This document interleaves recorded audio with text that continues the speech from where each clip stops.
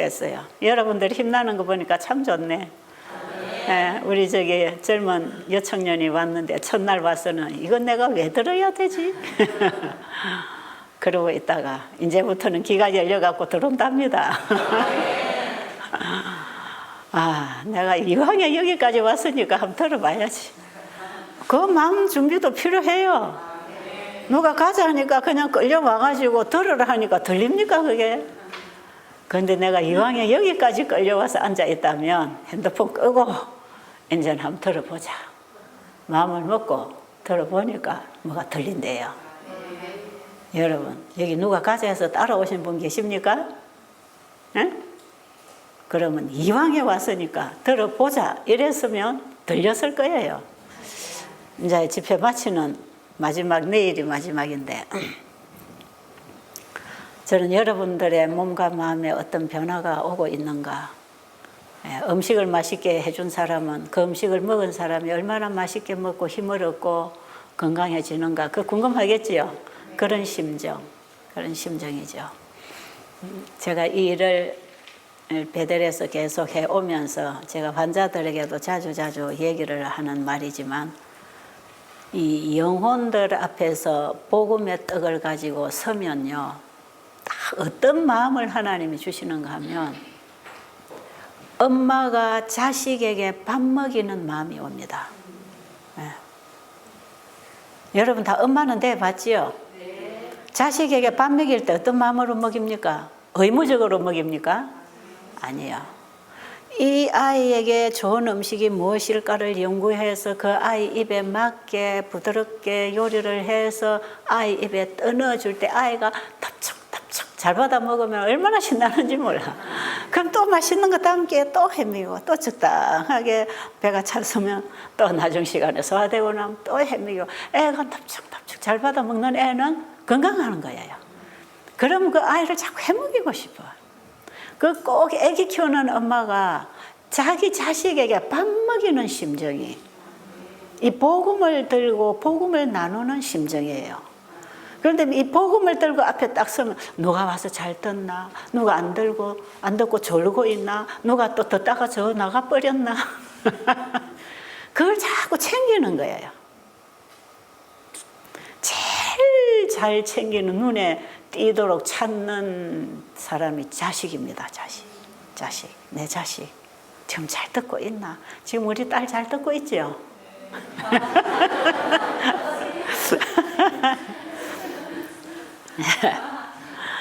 그래도 우리 저 큰딸이 끝까지 엄마 따라 저리 봉사를 하면서 그래도 들은 소리 또 듣고 들은 소리 또 들어도 그래도 듣고 있어서 얼마나 좋은지 몰라. 왜냐하면 이건 먹여주고 싶은 게 제일 먼저 자식 아니겠습니까? 그죠? 그런데 이 복음은 누구나 다 자식 될 수 있는 거 아닙니까? 그래서 이 먹여주고 싶은 거죠. 그래서 여러분들이 먹고 좋다 하면은 그냥 기분이 좋아요. 근데 줘도 받아 먹은 둥 만둥 그냥 입으로는 받는 척 했지만 돌아서서 뱉어내버리고 그냥 비글비글 해갖고 영적으로 생기를 못 얻고 돌아가면 참 힘 빠지지요. 복음 전하는 사람도 힘 빠져요. 그런데 그런 사람들은 꼭 또 섞여 있어. 우리 베델에 오는 사람들이 이 복음을 받아 먹고 팍 살아나는 거 보면 제가 그 재미로 이 일을 지금 일평생 하고 있지 않습니까? 이 일을 하는 사람에게 힘을 주는 게 그 도움을 받고 살아나는 것 때문에 힘이 오는 거예요. 어떤 봉사를 하든 마찬가지예요. 우리 목사님은 뭐 택시 그 서름돈 900원 더 줘놓고 그리 기분 좋더라면서요. 누구에겐가 내가 조금이라도 선한 마음을 베푸른다면 기분이 좋은 거라니까요. 이웃을 내 몸처럼, 그게 뭘까? 물론 아픈 자를 도와주고 벗은 자를 입히고 배고픈 자를 먹이고 어려운 자를 도와주는 것도 돼요. 그런데 그 사실 내 몸처럼은 안 해. 내 먹을 거 남겨놓고 준다고. 그죠? 그렇죠? 내 먹을 거 항상 남겨놓고 그것도 조금 줄 수 있는 만큼 주지요. 그것도 이기심이라. 어떻게 내 이웃을 내 몸처럼. 그것도 잘 안 돼요. 그 봉사 가지고는 그 이웃 내 몸처럼 그 사랑 실천했다고 할 수가 없어요. 저는 저희 수양원에 오는 환자들을 진짜 올 때 그저 오라고 먹고 가라고 받고 가라 해놓고 갈 때도 생활이 어렵고 차비도 없고 가서 라면이나 쌀만 먹고 있을 사람은 쌀값이라도 줘야 되잖아요. 그럼 쌀값이라도 몇 푼 주고 차비라도 몇 푼 줘서 보내요. 그럼 그거 뭐 했는 거 같지요. 그런데요, 이 주는 손끝에 이기심이 있다는 걸 제가 알아요. 네, 꼭 계산돼서 주고 내 거 챙겨놓고 주고. 그래서요, 이웃에게 뭐 구제하고 봉사하는 것도 진짜는 사랑이 아니에요. 사랑은 다 주는 것. 사랑은 가장 좋은 것을 다 주는 것. 그거는요, 우리가 가진 물질에는 육으로는 그거 곤란합니다. 안 돼요. 근데 딱 한 가지 되는 거 있어요. 응? 복음을 줄 때. 복음을 줄 때 그게 돼요. 물질을 줄 때는 이 육의 이기심이 발동을 하는데요. 영적인 복음을 줄 때는 진짜 다 줍니다. 다 주고도 더 주고 싶어요. 그러니까 이 시간에 성령께서 내 마음에 역사하시고 내 입술을 사용하셔서 저들에게 필요한 양식을 주세요 하고 받아서 또 나눠주잖아요. 내가 알고 있는 거 주고 싶은 거 주면서 또 받아서 또 주고 싶은 거. 그래서 그 시간에 받아가지고 또 주는 그것 때문에 나도 살고 신난단 말이에요. 그러니까 주고도 주고 싶은 것. 그리고 나에게 가장 소중한, 나에게 있어서 가장 소중한 것이 뭡니까? 복음입니다. 복음. 예수님이 나에게 가장 소중한 분 아닙니까? 나에게 가장 소중한 것을 다른 사람에게 다 주고 또 주고 싶은 게 이웃을 내 몸처럼 사랑하는 거예요. 진정한 사랑은 복음으로부터 받는 것입니다. 그러니까 이웃 사랑 실천하려면 복음을 전해주는 거죠. 나도 저 복음이 없으면 죽어가는 사망의 사람인데 저 수많은 사람들이 이 복음이 없어 죽어가는 걸 볼 때 그들에게 뭐 옷을 주고 뭐 음식을 줘봐야 일시적인 도움은 되겠지만 그들에게 영원토록 복음이 될 수 있는 예수님을 전해주면 그도 영원히 살 거 아니겠어요? 그게 가장 큰 봉사는 복음 전하는 봉사다. 복음을 전하기 위해서 우리는 가진 것을 다 쓴다. 이렇게 쓰는 것은 우리의 재물을 하늘 창고에 보관하는 것이라. 하늘 창고에다가 보물을 쌓는 일이 돼요. 하나님이 우리에게 주신 재능과 재물과 시간과 이 모든 것은 바로 이렇게 쓰라고 준 것입니다. 그런데 이렇게 쓸 때에 그것이 나에게 어떤 유익을 주는가? 하나님의 사랑이 와서 사랑을 나눌 때 시간과 재정과 달란트를 이렇게 쓰게 되면 결국은 그것은 나를 살리는 일이 된다 이 말이에요. 결국은 나를 살립니다. 아멘 안 해요? 진짜 아멘 할 때는 안 하고 안 할 때는 되게 많이 하대. 어떤 데는 저기 아멘을 안 해야 되는데 아멘 하는 사람들이 많아 요새. 여기 있는 사람도 그래. 여러분, 하나님이 우리에게 가장 좋은 은사들을 다 주셨지요. 없으면 안 되는 거 하나님이 다 주셨어. 공기, 햇빛, 물, 음식, 우리 이웃들, 그 다음에 내 생명, 건강, 내가 사는 모든 환경 조건, 하나님이 나에게 주신 겁니다. 가장 우리가 없어서는 못 사는 거는 전부 누가 주셨다? 전부 하나님이 주셨어요. 그런데 이걸 왜 주셨습니까? 왜요? 왜 주셨나요? 네 혼자 움켜쥐고 너희끼리 잘 먹고 잘 살아라. 그래서 주셨나요? 그게 아니라 그랬죠. 이것을 다른 사람에게 나누라.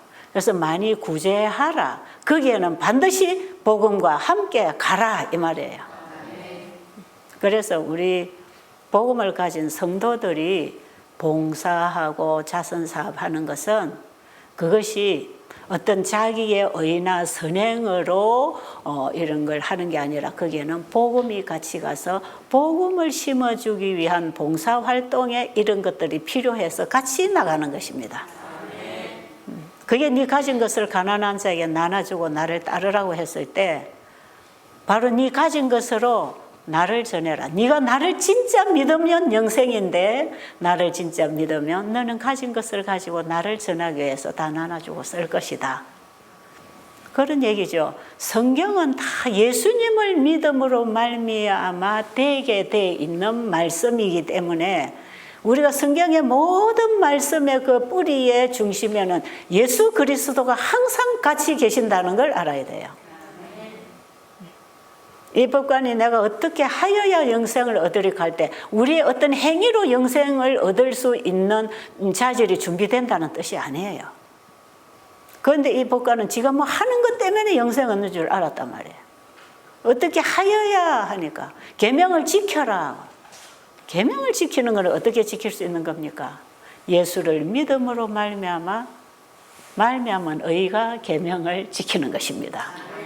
그런데 바리새인들은 계명을 행위로 지킨다고 생각하니까 이것도 했고 저것도 했고 저것도 했고 나는 어려서부터 다 지켰습니다. 그거 전부 행위신앙이죠. 그러니까 예수님께서는 이 계명의 본질을 모르고 다 지켰다고 하는 이 부자에게, 청년에게 그러면 한 가지 부족한 거 있는데 부족한 거 그게 필요하단 말이야. 한 가지 부족한 그거 네가 가지고 있는 재물을 다 가난한 자에게 나눠주라. 이거는요 육으로는 안 됩니다. 아십니까? 그 십계명은요 뭐 십계명의 조항들만 잘 지키고 안 지켰다고 죄가 되고 의가 되는 게 아니에요. 그 한 가지 그 부족한 것 네가 나를 믿어라. 네가 이거 아무리 잘 지켜도 나를 믿어야 영생을 얻는다 이 말이죠. 구원의 도가 뭐 두 가지 세 가지 있습니까? 오직 예수를 믿음으로 말미암아 구원 받는 거 아닙니까? 네가 진짜 나를 믿으면 영생 얻는다 이 말이에요. 그럼 네가 진짜 나를 믿으면 네가 가지고 있는 모든 것은 어떻게 사용하는 겁니까? 병들고 괴롭고 죽어가는 죄인들에게 복음이신 예수님을 전해주고 싶어서 네 가진 것을 다 나눠 쓴다 이 말이죠. 그렇게 풀면 성경이 해석이 되겠습니까?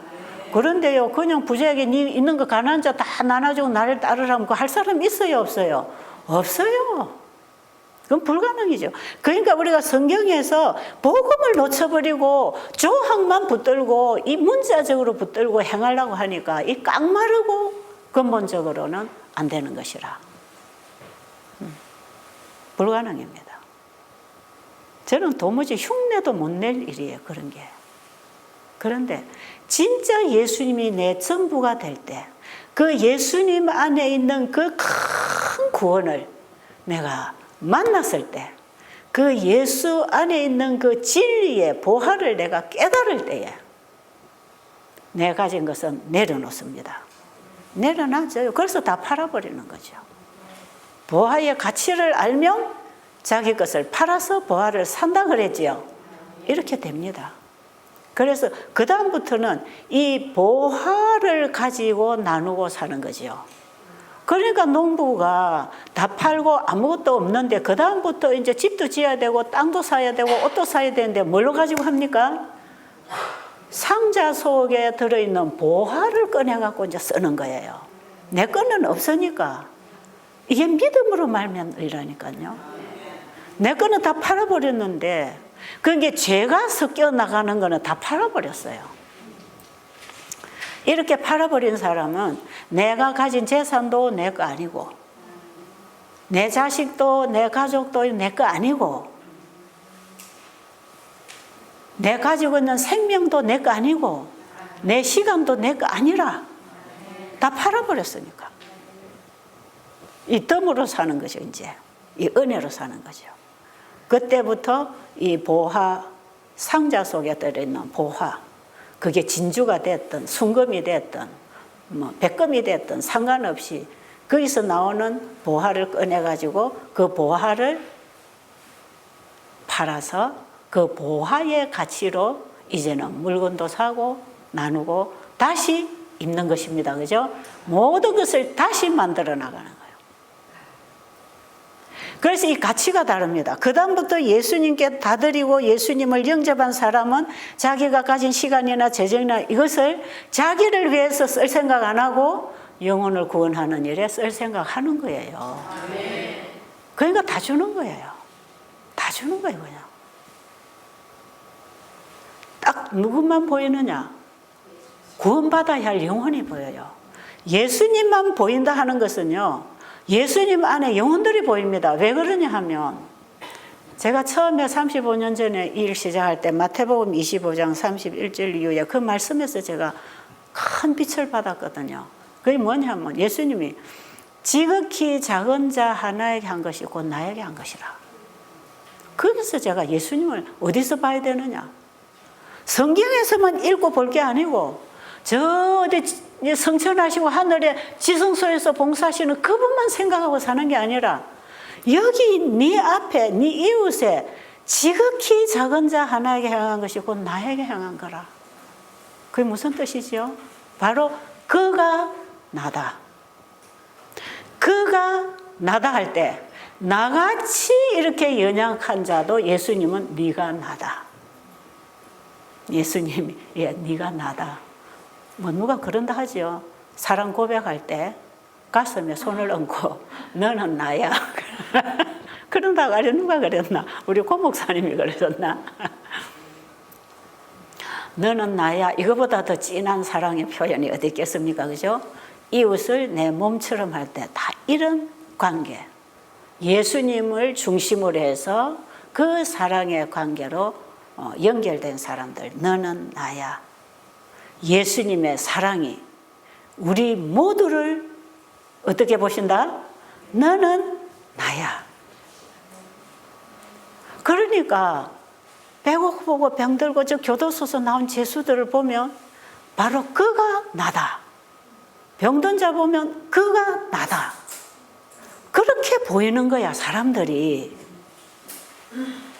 그게 완전히 세상 말로 말하면 예수에게 미쳐버리는 거죠. 돌아온 거죠. 또라이 됐다 하는데 이게 또라이가 잘 된 겁니다, 이거는. 정말 세상의 눈으로, 시각으로, 가치관으로 보던 것이 예수님 눈으로, 예수님의 가치로 이제 세상을 보고 사람을 보게 돼요. 이게 거듭나는 것입니다. 이게 완전히 돌아서는 거예요. 우리가 그리스도와 함께 죽고, 그리스도와 함께 장사되고, 그리스도와 함께 부활하고, 그리스도와 함께 살아가고, 이게 거듭나는 경험 아니에요. 그게 그렇게 된단 말이에요. 옛날에 내 생각, 가치관, 내가 사람들을 보던 이 모든 시각이 다 달라지는 거예요. 마음의 변화가 오면 눈도 바뀌고 귀도 바뀌고 입도 바뀝니다.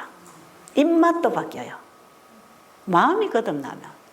우리 인체 모든 기관은 마음이 보내는 신호에 따라서 반응하는 것이니까. 이 몸이 주인이 아니고 몸의 주인이 마음이고 마음의 주인은 하나님이라. 네 몸은 내 성전이라 그랬잖아요.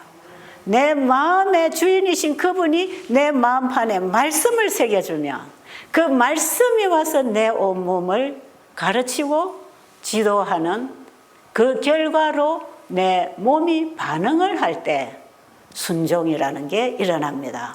이게 믿음으로 말미암는 순종이에요. 그런데 이것을 책으로 써서 다 표현을 할 수가 없는 거죠, 이거예요. 이 정말 심오한 경험이니까요. 그런데 이것을 책으로 써서 표현은 안 되지만 삶으로 증거할 수 있습니다. 내가 누구를 사랑하는가? 내 안에 주인이 누군가? 그것을 삶을 통해 증거하게 되어 있어요. 그래서 우리 관심의 첫째가 누가 되어야 됩니까? 예수님이 되어야 되지요. 그 예수님 안에서 세상을 보고 예수님 안에서 영혼들을 바라볼 때에 나를 괴롭히는 대상이라 할지라도 그가 하는 게 아니고 죄가 그를 통해서 나를 공격하고 있다는 걸 볼 때, 그 죄의 주체가 사탄이라는 걸 볼 때 우리는 죄인을 미워하는 게 아니고 죄를 미워합니다. 그렇죠? 그리고 죄인이 죄의 속박을 당해서 죄의 종로로 타는 게 나를 괴롭히는 거니까 그를 죄로부터 구원해낼 수 있는 생명줄을 던져줘야 되지 않겠어요? 그래서 그를 위해서 기도한다는 것은 그에게 복음을 전해주는 것입니다. 실제로 기도는 그런 것이에요. 기도는 배고픈 자를 위해서 기도하면 양식을 갖다 주는 행위가 따라와야 돼요. 그래야 기도 응답이 오는 것입니다. 복음이 없어서 죄의 종으로 살아가는 사람들 위해서 기도만 하고 복음 안 전해주면 그럼 복음이 없어서 기도 응답이 안 와요. 기도와 함께 복음을 던져줘야 돼. 기도와 함께 기도하는 그 물질을 줘야 돼요. 그래서 기도하고 실천할 때 응답이 온다. 인간이 할 일을 인간이 할 때 하나님이 일하신다. 그 일을 하도록 우리에게 하나님은 건강과 생명과 물질과 시간과 이 모든 걸 주셨어요. 그래서 우리가 보는 사람들을 정말 예수님 보듯이 그들을 본다면 그럴지라도 우리는 예수님처럼은 못해요. 그렇죠? 예수님처럼 못해요. 예수님과 같은 일은 못해요. 우리가 할 수 있는 만큼 하는 것입니다. 우리 베델에 어떤 애기 엄마가 몇 년 전에 밤 10시도 넘어서 저 서울에서 어느 목사님이 우리 집으로 데리고 왔어요. 애가 이제 어린애가 이리 둘이나 안고 왔어요. 근데 그때 사람들이 방에다 꽉 찼어요. 근데 애를 데리고 들어가려면 방에 독채로 하나 있어야 되는데 그렇다 할지라도 애가 막 울고 들쑥날쑥하면 환자들이 복잡해서 안 돼요. 그 온 환자들을 보호하기 위해서는 이 사람을 받을 수가 없는 상황이 생겨요. 그래서 제가 죄송한데 자는데 이제 사람을 깨워가지고 환자를 받으라는 거죠. 뭐 크게 환자는 아니야. 그냥 쉬러 오는 사람이에요. 그래서 제가 그 목사님 보고 그 오신 분 보고 죄송한데요. 지금 방이 없어요. 근데 지금 어디 환자들이 다 주무시기 때문에 환자 방에도 보낼 수가 없고 있다 할지라도 내일 들어가야 되는데 방을 아무리 생각을 해봐도 없어요. 빈 방이 없어요. 다 환자들이 2명, 3명이 들어가 있어요. 이 사람이 아이 데리고 들어가면 소란해서 안 돼. 그래서 내가 죄송하지만 우리 방으로 오세요. 오늘 저녁에 우리 방에 주무시고 내일은 돌아가셔야 되겠습니다. 뭐 보낼 데가 없는데 어떡합니까? 그래가지고 우리 방으로 제가 자는 방으로 오시라고 이렇게 안내를 했더니 목사님하고 그분하고 뭐 인원을 해서 했더니 저녁에 돌아가신다는 거예요. 아니 지금 서울까지 가면 날 셀 텐데 지금 안 된다고 주무시고 가세요. 늦게 오셨는데 어떻게 밤에 갑니까? 그랬더니 이분들이 가겠다는 거예요. 목사님도 가겠다는 거예요. 정말 불편했어요. 저도. 그런데 막 가셨어요. 그냥 갔어요. 그런데 한 1년쯤 지난 후에 제가 저 마달피 우리 선교 우리 연합해서 하는 어떤 이런 모임이 있었어요. 세미나가. 그 제가 좀 참석을 했는데 거기에 이 여인이 간증하러 올라왔어요. 와서 간증을 하는데 제가 언제 베델에 갔다가 최차선 집사한테 쫓겨났다. 그런데 어디로 갔더니 받아줘서 내가 이렇게 돈 받았다 얘기를 해요.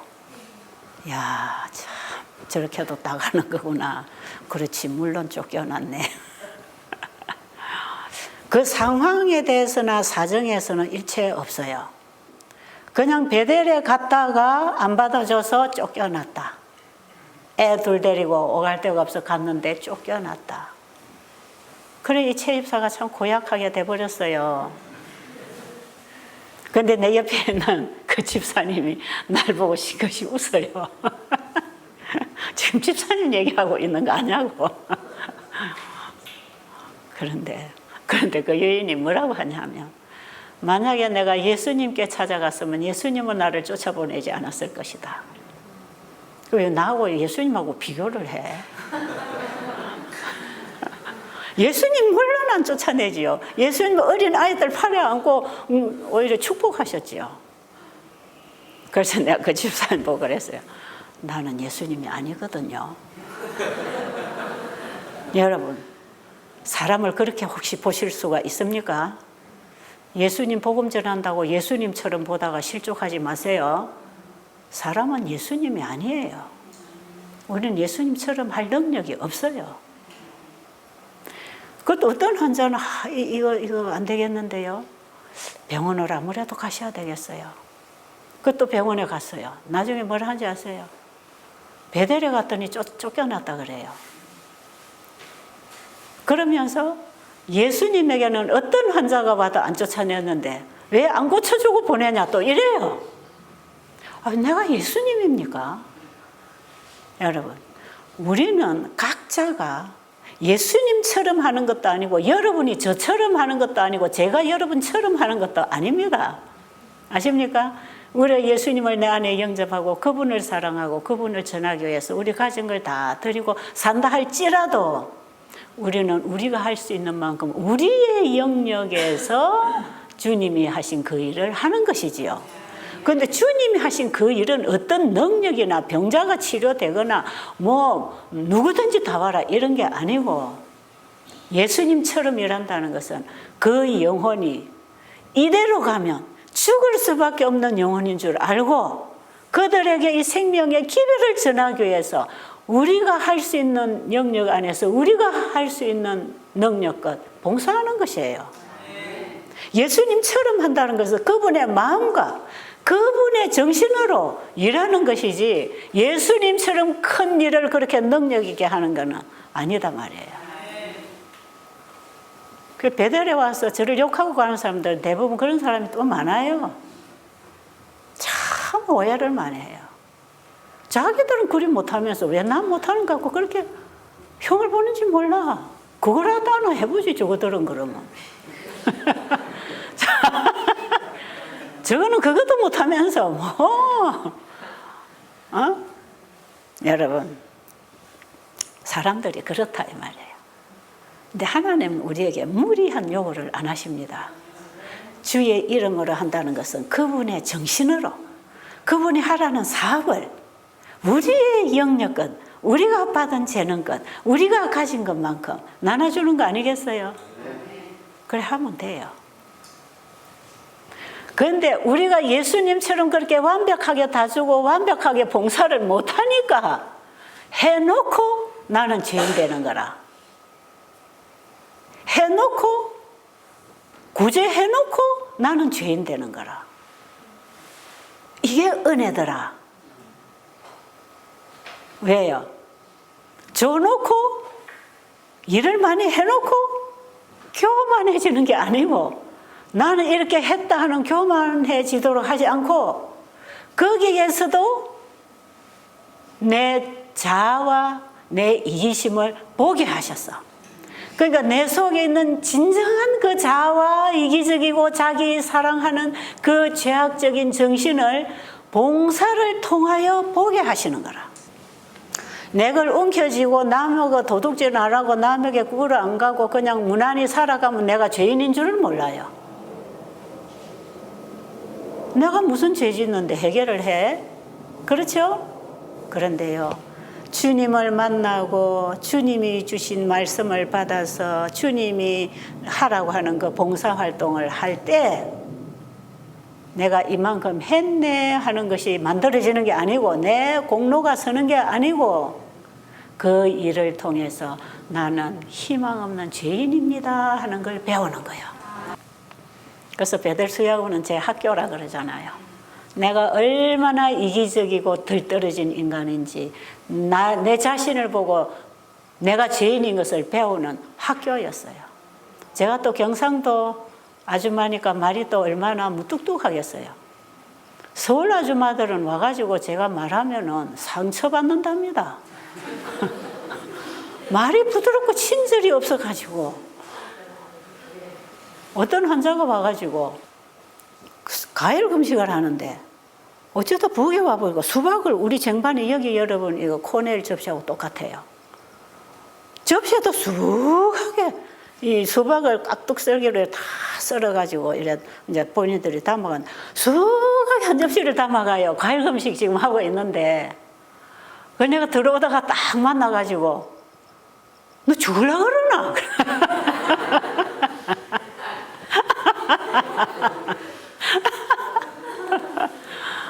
너 죽으려고 그래? 그러니까 이 사람이 그 소리에 상처를 받아가지고 그냥 수박 맛이 딱 떨어졌대. 그 다음부터는 수박이 꼴도 되기 싫다는 거야. 이 상처를 받아. 그게 경상도 아줌마야.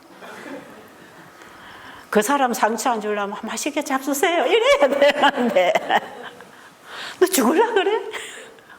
진짜 그렇게 먹으면 죽어요 살아요? 살기는 걸렸단 말이에요. 이 치료되는데 방해가 되니까 그 암 환자인데 그래가지고 이 사람이 수박은 던져버리고 그날 굶었답니다. 상처가 돼서. 그런데 이제 다른 날 또 금식을 해야 되니까 또 과일 먹어야 되잖아요. 근데 이분이요 이하선 암으로 도마도 알만큼 이렇게 튕겨 나왔던 방울토마토처럼 이게 점점 사가지고 2달 있는 동안에 이게 다 나았단 말이에요. 집에 가서 5일 후에 병원에 검사하니까 암이 다 없어졌다는 거예요. 근데 그분이 그 말에는 상처를 받았는데 나중에 두고 복음을 받아들이기 시작하면서 그게 바로 진심에서 나오는 말이었구나. 저 말이 간사한 말이 아니고 저게 진짜 사랑이었구나. 그걸 자기가 알았다고. 그런 얘기를 해요. 그게 사랑입니까? 저는 사랑을 그렇게 표현해. 그러니까 사랑을 표현하는 언어가 좀 다를 뿐이지. 여러분 그걸 우리가 좀 이해해야 될 필요가 있다고 생각합니다. 좀 언어가 서울 아줌마하고 경상도 아줌마가 다를 뿐이지. 그걸 살리고 싶으니까 그거 먹으면 안 되니까 너 그거 먹으면 죽어. 그런 줄이고 조금만 가져가. 그거 아니에요. 그래 어떤 분들은 와서 그래요. 나는 여기서 예수님의 큰 사랑을 받습니다. 그런 고백을 또 해요. 아 진짜로? 진짜 당신은 볼 걸 봤네. 진짜 영혼에게 음식을 먹이고 복음을 줄 때 내 자식 입에 음식 주는 것 같은 마음이 나온다니까요. 그게 부모의 사랑 아닙니까? 저는 그런 걸 사랑이라 해요. 저 사람이 저거 먹고 병이 들든 나쁜 사람이 되든 상관없이 내가 말하면 저 사람이 또 나를 미워할 테니까 그냥 예 잘합니다 좋습니다 칭찬하고 그게 사랑인가요? 새로운 영혼을 만나서 상처 주면 안 되니까 그만 불고기도 같이 먹고 돼지고기도 같이 먹고 그래 줘야 됩니까? 같이 죽자는 건데 그거는 그렇잖아요. 여러분 깊이 생각하세요. 뭐가 사랑인지 진짜 친절이 뭔지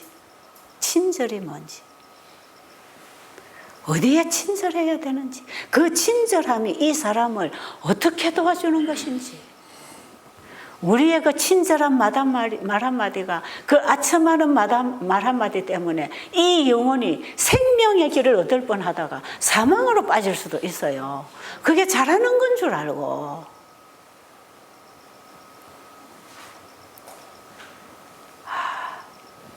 그래서 저는 우리 젊은 애들이 설교를 하다가 조금 엉뚱한 소리 하면 오늘 그거 참 좋았는데 이거는 이런 게 아니고 이런 거다. 저는 좀 나이 먹어서 안다고 이제 조금 잔소리를 해요. 근데 그 잔소리가 어떤 때는 아들 같은 목사한테도 한단 말이에요. 젊은 아이들이 지금 일꾼이 크고 있으니까. 그럼 제 집사는 저분이 목사님인데 감히 저런 소리를 해. 그럴 수 있겠죠. 근데 그것이 그 한마디가 그 목사님이 바르게 나갈 수 있는 거라면 그거 돕는 거예요. 그게 사랑이고 그 목사님에 대한 사랑이고 그 목사님 밑에 붙어 있는 영혼에 대한 사랑 아닙니까? 그래서 저는 그 얘기를 참 잘해요. 그러니까 제가 굉장히 강하고 완고한 사람으로 보이지만 저는 그 영혼을 잘못되는 걸 보고 있을 수가 없지요. 왜요? 그대로 나가면 분명히 시궁창으로 가니까 그 가는 걸 막아야 되니까 그대로 볼 수 없는 마음. 죄를 죄라고 지적하지 않는 것은 죄를 짓는 거다 그랬어요. 복음에 빗나가는 것을 어떻게 그걸 옳다고 인정하고 그냥 가만히 눈 감아주는 것은 내가 죄를 짓는 것이고 저 사람 죄 짓게 내버려 두는 거라. 진정한 그리스도인의 정직함은 죄를 죄라고 얘기할 수 있는 마음. 그게 용기. 그것이 정직함. 그게 친절. 그게 사랑이라고 저는 생각해요. 여러분들이 지금까지 생각하던 그 개념하고 많이 달라질 겁니다. 앞으로 여러분이 계속해서 들어보시면 이런 부분을 제가 많이 갈등하던 부분이거든요. 제가 부딪히고 갈등해서 얻은 답이기 때문에 이걸 저는 다른 사람에게도 주고 싶은 거지요. 그게 내 몸처럼 이웃을 사랑하는 것은 내가 받고 살은 그 양식을 다른 사람에게도 주는 거 아닙니까? 나에게 필요한 것을 이웃에게도 주는 것이에요. 그게 내 몸처럼 아닙니까? 이건 나에게 꼭 필요한 거면 이거 다른 사람에게 줘야 되지요. 그렇지 않나요? 조용해지네. 생각하고 계십니까? 여러분, 우리가 복음에 대한 개념 정리 좀 해야 돼요. 우리가 너무 잘못 생각하고 있어요. 너무 잘못 배워서, 잘못 보고, 잘못 살아가지고, 우리의 이 신앙에 대한 개념 자체가 이게 엄청 잘못되어 있어요. 그런데 나중에 제가 예수님 만나고 나서도요, 제가 예수님 만나고 뜨거워서 봉사를 하면서도 다른 데 가서 제가 간증하고 복음 전할 때 딱 행위신앙으로 가르치더라고. 행위로 가르쳐. 나는 이 복음의 의가 예수님 사랑이 와서 그 사랑에 반응해서 정말 물불을 안 가리고 영혼만 보고 복음만 전하고 살아오면서도 다른 데 가서 설교를 하거나 간증하고 복음 전할 때는 여러분 이 말씀이 이랬잖아요. 이래 해야 돼요. 이래 가르치는 거라. 그러니까 그 당시 사람들이 이 믿음의 의를 아는 분들은 저 채집사는 행위주의 신앙이다 꼭 그랬어요. 그래서 아닌데 진짜 나는 내 행위로 하는 게 아닌데 나중에 제가 복음을 딱 이해하고 보니까요. 경험은 믿음의 의의 경험을 해놓고 이 말로 복음을 전할 때는 행위의 의를 가르치고 있어요. 이게 지켜야 되는 거, 해야 되는 거.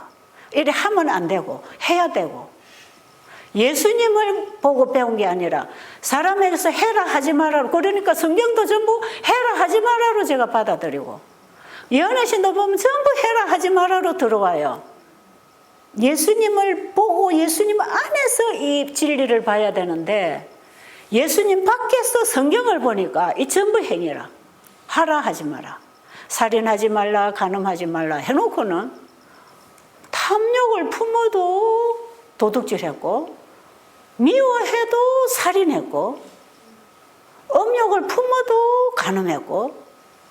아니, 음욕을 품는 것이요, 그게 인간이 그게 마음대로 됩니까? 요 남자들 계시죠? 남자만 그런 게 아니라 여자도 그래요.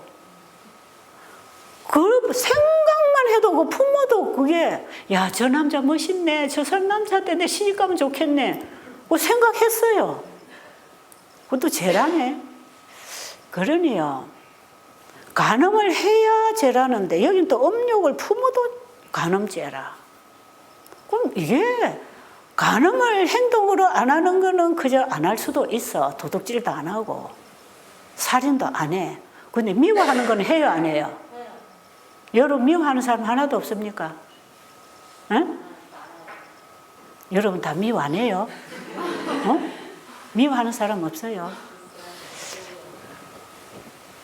미워하는 사람 있으면요, 그 사람 살인죄랍니다. 살인죄. 근데 어찌 미워도 안 할 겁니까? 괴롭히면 밉는데. 그렇죠? 어떻게 미워 안 해요? 근데 미워하지 않을 수 있는 처방이 있어요. 그게요. 예수님의 마음으로, 예수님의 시각으로, 예수님의 가치로 사람을 보면 병들고 죽어가는 자가 예수님이라고 예수님하고 연결해서 보는 것처럼 그 예수님의 마음으로 나를 괴롭히는 사람 볼 때 예수님이 보는 것처럼 본다 이 말이에요. 어떻게 보십니까? 예수님은 죄인을 어떻게 보시지요? 응? 네가 하는 건 네가 하는 게 아니고 네 속에 거하는 죄가 하는 것이다. 너는 그거 안 하고 싶은데 네 속에 거하는 죄가 자꾸 너를 사로잡아 가는 것이다. 네가 이렇게 하는 것은 죄가 하는 것이다. 그렇게 될까요? 그러면 미운 짓 하는 사람을 어떻게 봅니까? 그 사람을 미워할 게 아니라 그를 괴롭히는 죄를 미워하게 되지요. 그럼 그 사람이 나를 괴롭히기까지는 그 사람도 얼마나 괴롭겠습니까? 그렇죠? 그러니까 불쌍하지요. 그래서 기도해 주는 거라. 그래서 나를 괴롭히는 원수를 위해서 복을 빌어줘. 그 복을 빈다는 게 뭡니까? 예수님을 전해줘야 돼요. 그래서 내 옆에서 나를 불편하게 하는 사람, 나를 괴롭히는 사람에게 저는 뭘 주기를 원하느냐? 복음을 주기를 원하지요. 이 사람이 아직 몰라서 이러니까 복음을 주려고 하는데 또 복음도 잘 안 받아. 그럼 끊임없이 내 옆에 나를 괴롭히는 사람으로 살게 되는 것입니다. 그 힘드는 거지요. 그래서 이게 같이 살 때에 이게 불편한 것이지 밉다 이건 없어요. 미운 마음은 없어요. 그 없어지는 것이에요. 그래서 미워하고 살면 원수관계가 돼가 병 생깁니다. 근데 그 미움을 품고 사는 게 아니에요. 그래서 그 살인죄는 안 짓게 되는 거야. 어떻게? 예수님 안에서 구속을 받고 있으니까 살인죄인이 안 되는 거야. 그러니까 우리 모두에게는 다 예수님이 필요하지요. 예수님이 필요해요. 그래서 우리가 같이 있을 때 불편할 때는 나누어 사는 게 편안할 수도 있어요. 그러나 미워하거나 이런 거는 할 수 없다 이 말이에요. 불쌍해서 늘 기도해주고 기회만 되면 복음을 줘서 그 영혼이 예수님을 알도록 해주고 싶은 그런 기회를 엿보고 있는 것이지 원수 관계가 되는 것도 아니고 미워하는 관계가 되는 것도 아니고 그를 위해서 끊임없이 관심을 가지고 기도하고 있는 사람이 되는 것입니다. 그런데요, 우리가 가진 것을 가난한 자에게 나눠줄 때에 여기에 이기심이 따라 나간다? 그 일을 통해서 내가 죄인인 줄 안다? 내가 죄인인 줄 알면 예수님이 필요하다? 그래서 예수님만 보고 가는 것입니다. 예수님 외에는 희망 없어요. 그게 봉사를 많이 했다고 해서 내가 우쭐해지는 게 결코 아닙니다. 아니에요. 제가 미국에 갔더니 어떤 은퇴 목사님이 저를 보고 최 집사 교만해지지 마라. 저를 아주 사랑하시는 분이에요. 지금은 고인이 되셨는데 저에게 침례를 주신 목사님이에요. 최 집사 제일 복음 전하는 사람 위험한 게 교만해지는 거다. 교만해지지 마라. 그 말씀을 하시는데요. 그게 맞는 말씀인데 제 마음에는 내가 교만해질 게 하나도 없는 거예요. 그냥 없어요. 내가 교만 안 해야지 해서 그냥 맨날 해오고 다니는 게 아니고 교만해질 건덕지기가 아무것도 없어. 진짜로. 내가 뭔가를 조금 했다면 그거 누가 한 겁니까? 주님이 하신 거라. 그러니까 내가 배고프고 병들 때 네가 먹을 걸 줬다 하니까 뭔가 좀 한 거 같지요? 그래서 나는 그 말씀 보고 베델에 30년 이상 내가 오는 손님들 요양비 얼마 내야 온다 소리 못한 거거든요. 왜? 돈이 없어서 복음을 못 받고 갈까 봐. 그 돈이 문턱이 돼서 못 넘어올까 봐. 이게 복음의 방해가 될까 봐. 저는 그런 법을 정해놓지 않았어요. 사람들이 곤란해가고 그래도요 얼마를 정해야 마음이 편치요. 돈은 많은데 주기 싫으니까 이게 불편한 거지. 없는 사람에게는 그게 복음이라. 그게 복음이라. 진짜예요. 아, 정말 살았네. 그리고 한 달, 두 달 살다 가잖아요. 갈 때 있으면 주고 없으면 그냥 가도 돼. 왜? 한쪽으로 나누는 건 한쪽에서 온다. 이게 법칙이지요. 가진 것을 나누면 어디서 옵니까? 온다, 또 온다. 그런 게 A에게 봉사하면 B가 줍니다. 주고받고 주고받고. 하나님은 사람을 통해서 주고받는단 말이에요. 받게 하신다고요. 그렇게 해가지고 일을 10년, 20년, 30년 해 나오는데 채집사 교만해지지 마라. 사람들이 막 또 채집사 좋아하니까 저거 또 교만해져갖고 이상한 거 만드는 거 아닌가? 그런 염려도 하시는 분들이 계셔요. 근데요, 제가 지금 사는 거 보면 몰라요. 저는 이거 다 주님 겁니다. 주님, 내가 이걸 사용 못할 때는 사용할 수 있는 사람에게 주는 거예요. 그럼 줘야 되는 거죠. 이거 내 거 아니니까 다 주님 거니까. 그런데 진짜 그동안에 주는 일을 통해서 나는 두 가지 죄와 사랑을 알았단 말이에요. 인간이 준다는 건 다 죄가 묻어가는 것이고 하나님이 준 걸 받아서 나누는 이 복음만큼은 사랑이라. 이웃을 내 몸처럼 사랑하는 일을 하려면 열심히 구제사업만 하지 말고 복음사업을 해라. 구제사업은 자꾸 하면요 우쭐해집니다. 내가 교회를 하나 지었다. 교회 짓는데 내가 한 몇 억을 냈다. 그거 교만해져요. 그 예수님 밖에서 하면 다 교만해집니다. 그런데 예수님의 그 복음만큼은 어찌 그리 이타적인지 몰라. 진짜 이건 이타적이야. 그러면서도 그 복음을 사랑으로, 진정한 이웃 사랑으로 나눌 때에 말만 하면 안 되잖아요. 또 몸으로 봉사하고 나누는 게 같이 따라가잖아요. 그죠? 따라가는 그 물질 속에서 나는 내 이심을 보니까 나는 죄인이다. 그리고 말씀을 더 깊이 깨닫고 빛이 밝아질수록 내가 많이 안다 하는 자랑이 아니고 나는 더 큰 죄인이구나. 그거 깨닫는 겁니다. 말씀의 빛이 더 밝아질수록 나는 죄인이구나 하는 것만 보여요. 그런데요, 이 요즘에 제가 이 눈이 안 보이니까 생각하는 게 말씀밖에 없어요. 보이는 걸로 생각할 텐데 보이지 않고 보이는 게 뭡니까? 말씀을 귀로 듣고 말씀 속에 그 예수님만 자꾸 보이잖아요. 그러니까 제가 지금 안 보이는 게 얼마나 큰 축복인지 몰라요. 바쁜 일이 없으니까 일만 따라가다가 일이 없어지니까 일 따라갈 일이 없지요. 그러니까 말씀만 맨날 시간 많아서 보니까 말씀 따라가겠지요. 그러니까 말씀에 깊이 빠지면 빠질수록 그 하나님의 품성이 드러나는 거 아닙니까? 하나님의 품성의 사랑의 빛으로 내 이 더러운 내 썩어 있는 내 마음을 비추어 보니까 내가 뭐다? 죄인 중에 괴수다. 나 사도 바울이 왜 그 고백을 말년에 했는지 알아요. 예수님을 깊이 알아갈수록 그 고백이 나옵니다. 나는 죄인 중에 괴수다. 그러니까 내가 죽는 거 아닙니까? 내가 죄인이니까 주님 앞에 죽어야 될 거 아닙니까? 그러니까 내가 포기되고 또 자아가 포기되고 또 내가 포기되고. 하나님께서는 끊임없이 이 일을 통해서 나를 가르쳐서 예수님만 보게 하셨어요. 베델에서 30년 일해 오면서도 끊임없이 내 속에 죄가 있구나. 예수님, 나는 죄인입니다. 예수님, 나는 이렇게 이기적이네요. 또 이렇게 내가 또 이러네요. 이런 게 자꾸 보이죠. 자꾸 보이니까 주님만 볼 수밖에 없어. 살려면 주님 붙잡아야 되니까, 죄인이. 그래서 우리가 거듭날 때 죄가 다 안 없어집니다.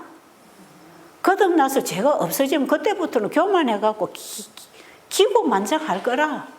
와, 여러분도 거듭나라. 내 거듭나니까 죄 안 짓는다. 이럴 거단 말이에요. 그런데요, 거듭날수록 하나님의 말씀이 내 마음판에 새겨지면 새겨질수록 나는 희망 없는 죄인이구나. 오직 예수 그리스도만이 나의 구원이다. 딱 예수님밖에 안 남습니다. 한 가지만 결론적으로, 하나님의 말씀에 빛을 받고 순종할 때 예수님이 필요한 걸 더 느낀다. 그렇죠? 네. 그 말씀을 따라서 말씀이 와서 행동을 하는데 해보니까 아직도 내가 떨된 죄인이라. 그러니까 더 예수님 필요해. 그래서 예수님이 지금까지 저를 이렇게 붙잡아 주시도록 저도 예수님을 놓지 못하고 주님도 저를 놓지 못하시고 이 하나로 오게 된 것은 주님이 하라는 봉사 사업에 내 자신을 드리고 봉사했기 때문에 결과적으로 주님을 붙잡고 여기까지 오게 됐어요. 그리고 더 깊이 주님을 보면 볼수록 내가 죄인이니까 어떻게 교만해집니까? 어떻게 자만하고 자랑할 수 있겠습니까? 제가 좀 쎄 보이는 거는요, 이 복음이 쎄서 그렇습니다. 그 이해하십니까? 오늘 제 감정 다 하네 그냥. 저 최집사가 좀 세다 그거는 보세요. 내가 센가? 복음이 세지. 복음이 복음이 빛이 아니면 어두움인데, 여러분 양다리 걸치는 게 신앙이 아니다 말이에요. 오직 예수님께로 가야 된단 말이에요. 그러니까 세지요. 복음이 센 거라니까. 복음이 강하게 하는 거예요. 여러분, 제가 이렇게 진짜 어설프게 주님 만나서 40년을 가깝게 오늘날까지 걸어오면서 저로 인해서 복음을 받고 구원을 받을 사람이 몇 사람이나 나올지는 몰라요. 뭐 교회 가서 침례 받았다고 다 하늘에 가는 건 아니니까. 베델에 왔다 간 사람들이 교회는 많이 가 있지만 정말 영혼 구원이 됐는지 안 됐는지 몰라요. 그런데 내가 3, 40년 동안 열심히 내 생애를 바쳐서 주님이 하라는 일을 하고 따라온 결과 오늘의 계산을 해보면 주님이 나에게 봉사하고 복음 전하라고 주신 이 사명을 통해서 내가 살았구나. 내 하나 건지려고 예수님이 나에게 이 사명을 주셨습니다. 예수님이 여러분 개개인을 구원하시려고 여러분에게 봉사하고 나누고 복음을 주라는 것입니다. 그거 아시겠어요? 우리 하나님은 이렇게 자상하시고 좋은 분입니다. 내가 너를 구원하기 원하니까 이렇게 해라. 내가 주는 복음을 받고 내가 주는 말씀을 따라 네가 이렇게 살아봐라. 너를 위해서 살지 말고 이웃을 위해서 살아봐라. 그것이 결국 네가 사는 길이다. 그래서 남을 살리는 일은 나도 사는 거고 남을 죽이는 일을 하고 살면 나도 죽는 것입니다. 주님은 저 하나를 구하시려고 이렇게 오랜 세월 기다려주시고, 제가 나이가 72이라 이제 자랑스러워. 72이. 그러나 나이 자랑을 잘해요. 72이나 됐다는 게 참 기특하지 않습니까? 나는 60도 안 돼서 그냥 죽고 싶어서 정말 나는 죽고 싶었는데, 내가 60 안에 죽으면 우리 애들 저 누가 키워서 시집 보내겠나 싶어서 내 60까지만 살고 죽겠다 했는데 70이나 넘어 먹었으니까 얼마나 대견스럽습니까? 그 저는 대단합니다. 72살이. 왜요? 이 저의 일생을 통해서 주님이 일하신 그 일을 바라볼 때 나 혼자는 절대로 걸어올 수 없는 길을 주님이 붙잡아 주셔서 여기까지 나를 데려오셨으니까 주님이 너무 감사하지요. 그 주님 뺑소니 치고 안 나간 것도 대견하지요. 그게 감사하다는 거죠. 저는 앞으로도 절대로 주님 떠나서는 아무것도 안 할 것입니다. 우리 그렇게 하십시다. 정말 하나님은 우리에게 좋은 것만 주시는 분이십니다. 오늘 이 강의 못 듣고 간 사람, 아침 먹고 간 사람 억울한 일입니다. 이거는 정말 이 얘기를 들어야 되는 거라. 여러분 잘 듣고 계시지요? 여러분, 우리 그렇게 예수님 만나는 일에 힘써 주님 만나서 인생을 바꿔 사시게 되기를 간절히 바랍니다. 참으로 좋으신 우리 아버지, 우리에게 조금만 주시는 아버지, 그 좋은 것을 버리고 죄의 종이 되어 사망의 길을 가고 있는 저희들에게 아버지에게 아버지 몸과 한 몸과 같은 가장 좋은 아들을 우리에게 보내주셨어. 우리가 그 예수님으로 인하여 살게 되었습니다. 아버지는 우리에게 필요하다면 무엇이든지 가장 좋은 것, 우리 아버지 앞에 가장 소중한 아들일지라도 우리에게 기꺼이 내주시는 아버지십니다. 우리 아버지는 우리에게 가장 좋은 것을 주시는 분이십니다. 아버지의 말씀을 거역하지 말고 그 좋으신 아버지를 믿고 아버지의 말씀에 따라 다 일어나도록 도와주시옵소서. 예수님 이름으로 간절히 기도드립니다.